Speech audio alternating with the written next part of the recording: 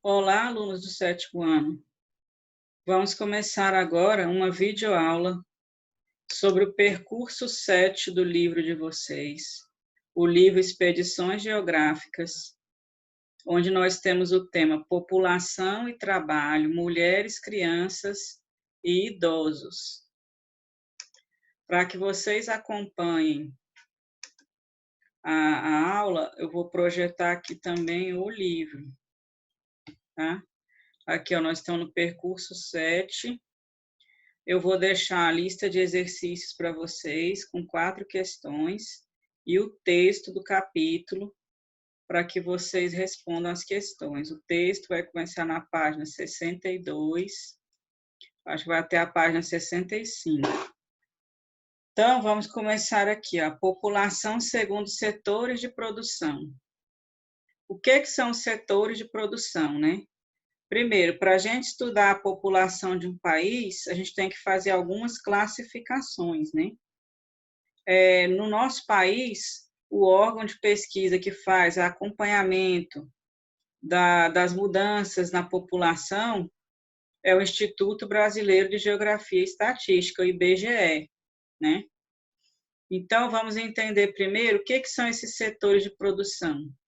São as diferentes atividades, né, que pode apresentar na economia de um país. O setor primário são as atividades agrícolas, agropecuária, né, extrativista, por exemplo, extração de vegetal, de látex, né, que acontece lá na Amazônia, dos seringueiros, né. Outro tipo de atividade, a pesca, né, seriam as atividades do setor primário.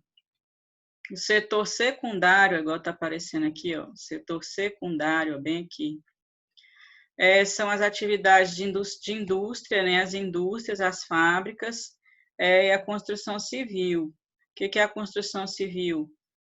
Construção, engenharia, né, os mestres de obras que trabalham, né, na construção civil, construção de prédios, de casas, né. O setor terciário, ele agrupa as atividades de comércio e prestação de serviço. O que é a prestação de serviço? Por exemplo, a pessoa que trabalha como vendedor numa loja, que trabalha num call center, recepcionista, né, que é secretária, ele está no setor de prestação de serviços e comércio.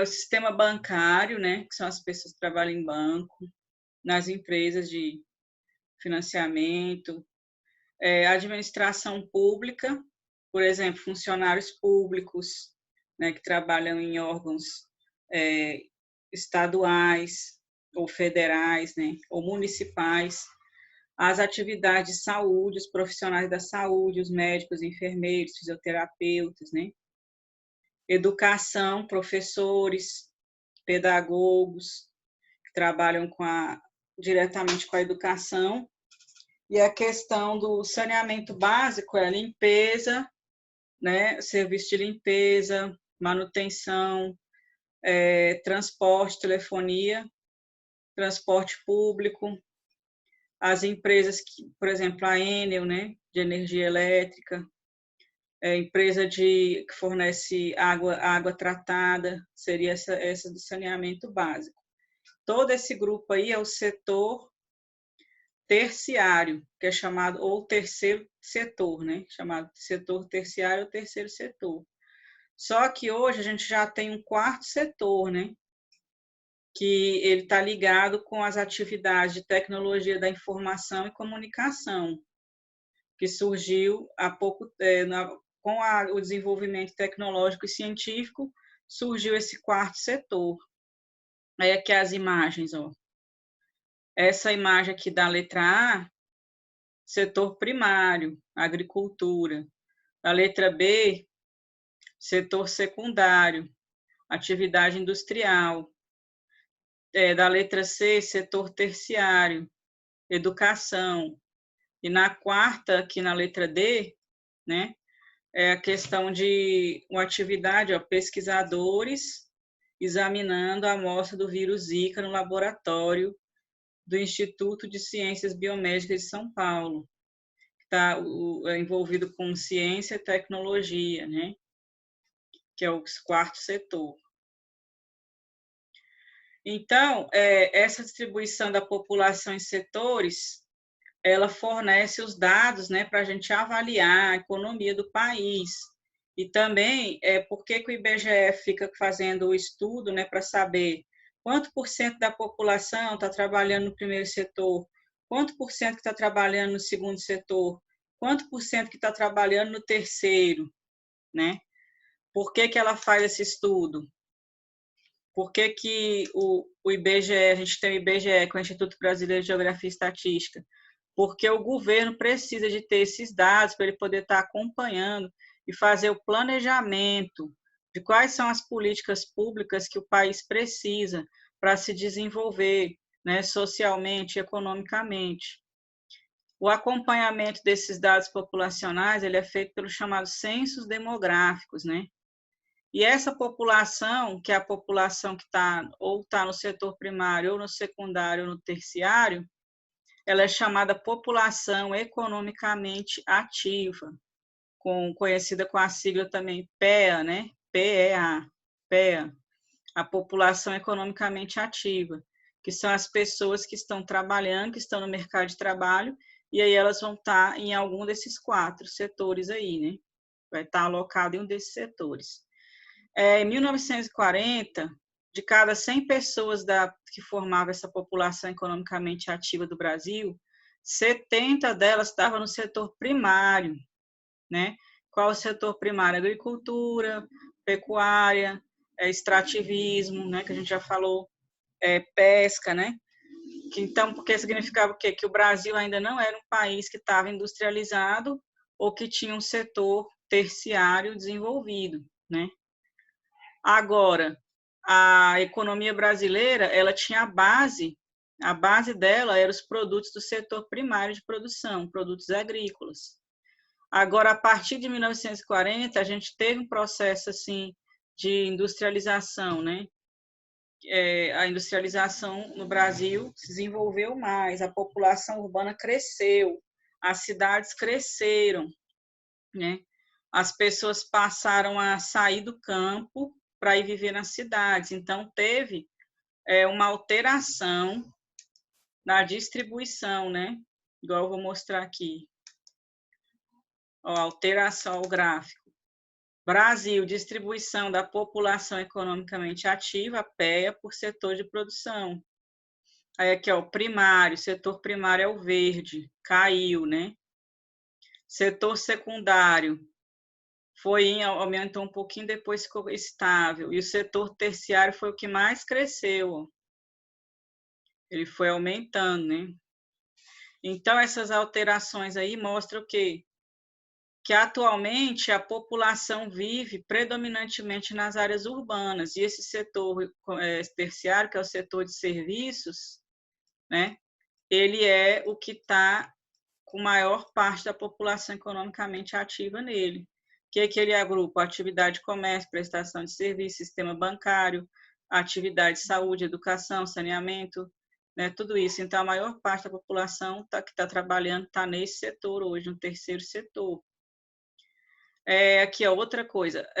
O que é a Pesquisa Nacional por Amostra de Domicílios? É uma pesquisa que o IBGE faz sobre essa questão da economia, né, do Brasil. Qual o número de desempregados? Quais as atividades que estão sendo exercidas? Será que o salário está igual? Por exemplo, será que mulheres ganham menos do que homens, né? Isso é chamado de desigualdade de gênero entre homens e mulheres no mercado de trabalho. Por exemplo, a gente sabe que no Brasil o número de mulheres da população em geral é um pouquinho maior do que o de homens, mas não muito, né? Porque o normal é que seja metade, né? 50% homem, 50% mulher. Só que no Brasil a população tem regiões do Brasil que as mulheres são um pouquinho mais, a população é mais mulheres do que homens. E também as mulheres têm uma maior longevidade, aqui é a palavra longevidade, O que é a longevidade? Elas vivem mais tempo que os homens, né? Tem uma vida mais longa. Isso aí é por diversos fatores, né? Pela própria condição biológica, né? Ou porque elas vão mais ao médico, se cuidam mais, né, do que os homens. Então, acontece hoje o quê? Cada vez mais tem crescido o número de mulheres no mercado de trabalho, né? Então, elas estão aumentando a participação delas nessa população economicamente ativa. Então, quando a mulher trabalha, ela tem autonomia, porque ela tem o seu próprio emprego, ela tem o salário dela, né? Ela que vai escolher o que ela vai comprar, com o que ela vai gastar, né? Só que, ao mesmo tempo, tem uma sobrecarga, porque as mulheres hoje ainda são elas que cuidam mais dos filhos, que cuidam mais dos trabalhos em casa, né? Trabalho doméstico. Então, ela tem que trabalhar tanto fora de casa, quanto dentro de casa, quanto cuidando das crianças, né? Então, é chamado de dupla jornada. Ela vai para o trabalho, cumpre o tempo de trabalho dela, chega em casa, ela ainda tem que fazer, cozinhar, cuidar de crianças, limpar a casa, né? Que ainda é assim, as mulheres que ficam com essa sobrecarga de trabalho. Isso é a desigualdade que tem, né? Porque a nossa sociedade tem os papéis masculinos e os femininos, e esses papéis de cuidado são atribuídos às mulheres. E ainda acontece de mulheres ganharem um salário menor do que o homem, mesmo ela ocupando, às vezes, o mesmo cargo, geralmente nas empresas privadas, né? Isso tem diminuído, né? Tem tido uma redução, né, dessa desigualdade salarial. Os estudos do IBGE mostram isso, que nos últimos anos vem acontecendo uma redução nessa desigualdade de salário entre homens e mulheres. Ainda estão ganhando, elas estão começando a ser remuneradas, né, de forma justa, com o mesmo valor que os homens do mesmo cargo.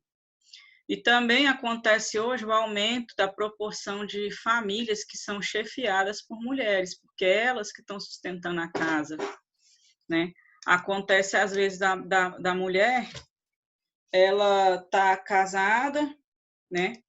Ela está trabalhando e está ganhando mais do que o marido, né? Então, é ela que vai manter a casa. Aqui, ó, Brasil, mulher chefe de família, né? Isso aqui é de 2010, Censo Demográfico de 2010. Aí mostra aqui, ó, as regiões onde tinha mais famílias chefiadas por mulheres, região norte, nordeste, né? Também aqui na região sul, na região sudeste. Em Goiás, ó, Goiás está aqui no segundo grupo, ó, de 25% a 27%. Né? As mulheres também, elas são mais, hoje no Brasil, elas são mais escolarizadas que os homens. Olha aqui a tabela, ó. Brasil, pessoas de 25 ou mais de idade completa, de idade com escolaridade completa por sexo. Aqui, ó, ensino médio completo.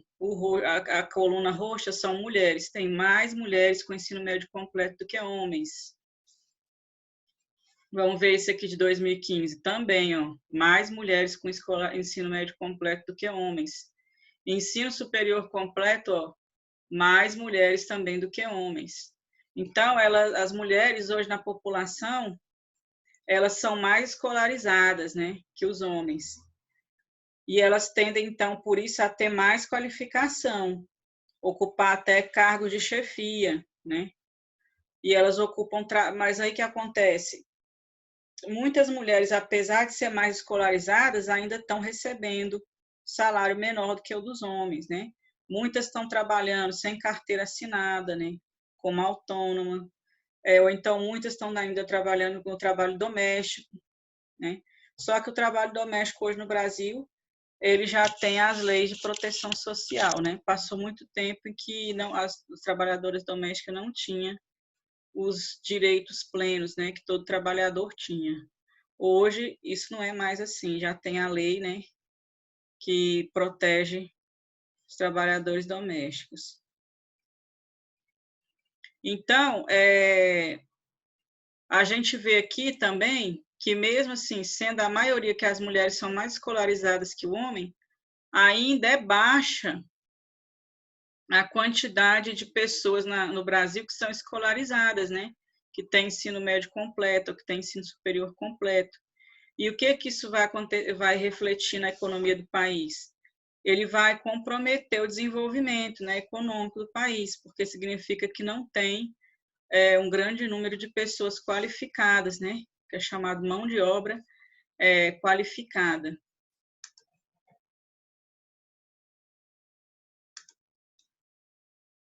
Deixa eu voltar aqui. Então, a gente vê que essa questão de não ter educação para todos, né, vai causar um problema no desenvolvimento econômico do país, porque não vai ter a oferta, né, de mão de obra qualificada para ocupar os postos de trabalho. Agora vamos entrar aqui no outro tema que está aqui, ó, questão do trabalho infantil no Brasil, né? Trabalho infantil é proibido, né? Desde a Constituição Federal de 1988, o Estatuto da Criança e do Adolescente, que foi lançado em 1990, né, ele proibiu o trabalho infantil. A partir de 14 anos, ele pode ser aprendiz, né? A criança pode trabalhar como aprendiz em programas, né, que ela vai estar fazendo estágio, né?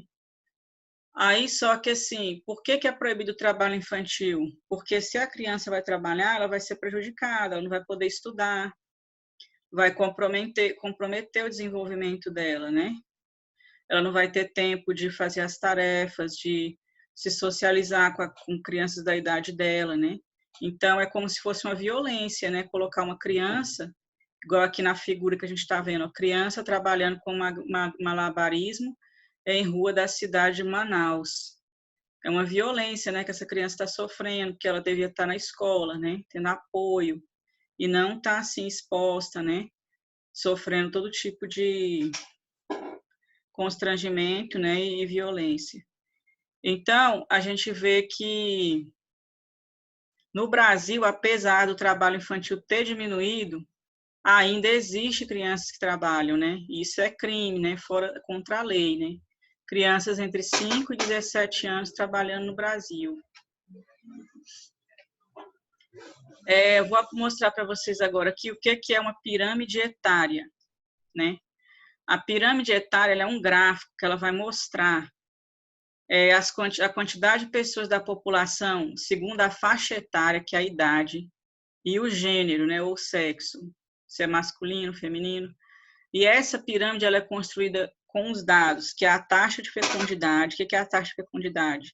Número de filhos que cada mulher tem na idade reprodutiva. A natalidade, que é o nascimento de crianças, e o aumento da expectativa de vida, que é até quando a idade que está estimada que as pessoas estão, até quando as pessoas estão sobrevivendo naquele país. Aí aqui, ó, nós temos uma pirâmide etária do Brasil comparando 1980 com 2020, né? Aí o que aconteceu aqui? Queda da taxa de fecundidade em relação a 1980, aumento da expectativa de vida, que as pessoas estão vivendo mais tempo. E por que as pessoas estão vivendo mais tempo? Por que tem mais idosos? Olha lá, ó. 1980, os idosos estão aqui no topo, 80 anos ou mais. Olha o tanto que era bem pequenininho. Hoje, ó, cresceu muito, principalmente do lado das mulheres, né? São mais mulheres que vivem mais de 80 anos. Tem mais mulheres com mais de 80 anos do que homens com mais de 80 anos. Por que aumentou? Porque melhorou as condições de vida da população, né? Acesso à saúde, a medicamentos, tratamento médico, fazer uma cirurgia, né? Se tiver um problema de saúde, alimentação também tem a ver com isso, né?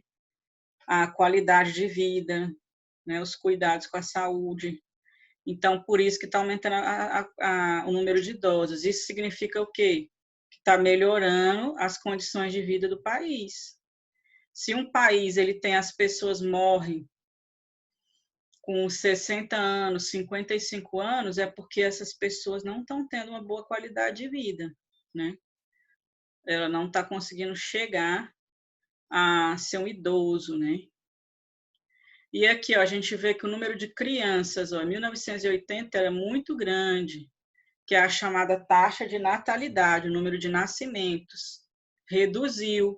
Por quê? Porque reduziu também a taxa de fecundidade. Hoje, a estimativa para 2020 é que as mulheres têm 1,6 filhos, em média. O que significa isso? Ela vai ter de 1 filho a 2, né? A maioria das mulheres. Claro que vai ter uma que não vai ter nenhum, uma que vai ter 3 ou 4, mas a gente está falando da maioria, que é a média. Tá? Então, ó, diminuiu o número de crianças, aumentou o número de idosos, né? Diminuiu o número de jovens também, ó, de 15 anos, 20 anos, né? Porque aí, se está nascendo menos criança, vai ter menos jovens também, né? Então, isso aqui é chamado, esse gráfico é chamado pirâmide etária, ó, que ele vai classificar a população por idade, gênero, as taxas, né, de fecundidade, de natalidade. Agora, aqui no Brasil, aconteceu um fenômeno chamado bônus demográfico. O que é o bônus demográfico? Significa assim que é um período em que a população de idosos, as pessoas, a pessoa que está na idade economicamente ativa, superou o número de crianças e idosos. Então, o que significa? Tem mais adultos, que são essas pessoas que estão trabalhando, do que crianças e do que idosos. Por que isso é favorável para a economia do país? Significa que na população inteira tem mais pessoas que estão trabalhando do que crianças que ainda não trabalham e do que idosos que ainda estão, que já estão aposentados, né? Então, isso é chamado bônus demográfico, significa que a maior parte da população está ali no trabalho, né, gerando algum tipo de renda, né, e de produção econômica para o país, né?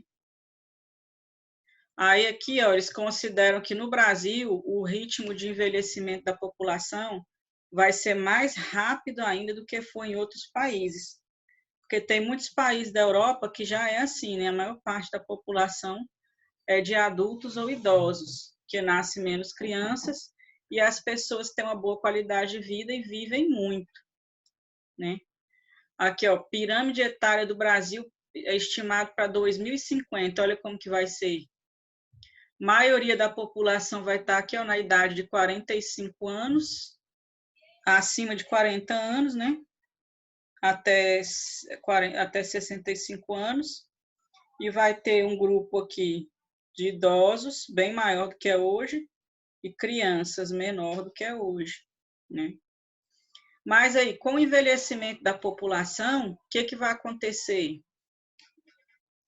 Aumento da população idosa, o Estado, o governo vai ter que investir mais em saúde e vai ter que ter a previdência social, que muitas pessoas vão aposentar, né? Por isso que a gente teve essa reforma aí da Previdência, né? Que eles aumentaram a idade para a pessoa se aposentar. É baseado nessa característica que está acontecendo, que a população está ficando cada vez mais idosa. Então, o argumento deles, um dos argumentos é de que aí as pessoas vão viver mais, né? Então, elas vão poder trabalhar até uma idade maior do que hoje, né? Sendo que, considerando assim, que uma pessoa de 80 anos não vai ser a mesma coisa de uma pessoa de 80 anos hoje. Essa pessoa ainda vai ter que ser produtiva, com 70 anos, pode estar trabalhando, né? Com 66 anos, que já é considerado idoso, né? Então, o governo vai ter mais gasto com saúde e com aposentadoria. E também ele vai ter que investir em quê? Em asilos públicos, né? Casa de repouso, porque tem muita gente que ele não vai ter família para cuidar dele, né? Vai precisar de ir para um asilo ou para uma casa de repouso, né? porque tem casos de idosos que eles precisam de cuidados especiais, né? Eles precisam de cuidados, né? E aí vai ter pessoas da família para fazer isso, filhos, né? Então, o governo vai ter que investir mais a partir de agora nesses serviços, né? Para a população idosa. Eles pensam também, assim, como que... Porque, assim, quando a pessoa vai entrar para o mercado de trabalho, ela acabou de se formar num curso superior, por exemplo, e aí o tempo vai passar, ela vai ficar trabalhando, né? Muitos anos, mais de 20 anos, e aí eles pensam que vai ter que ter cursos para reciclagem e para atualizar a pessoa, né? Naquela atividade que ela está fazendo, porque hoje também o mercado de trabalho é muito rápido, muda muito, é muito dinâmico, né? Então, gente, vamos parar por aqui, nossa primeira aulinha, tá? Sobre a população do Brasil, mulheres, idosos e crianças. Vocês vão fazer o exercício que eu vou deixar aqui, e aí a gente volta aí numa próxima aula. Até mais.